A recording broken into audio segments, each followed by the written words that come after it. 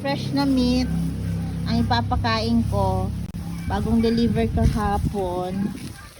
Kaya sobrang ganda kasi malinis. Yan.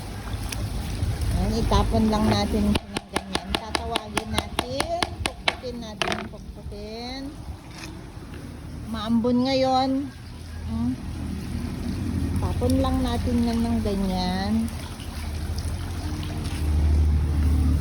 So, for sure, ang mga hito na to ay syempre malinis. Alam nyo ba guys, ang pinadeliver ko kahapon ay 1 ton of chicken meat ito.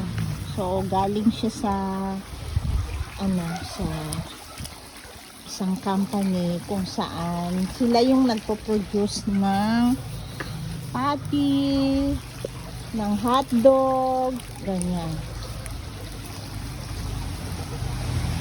So, social ang aking hito.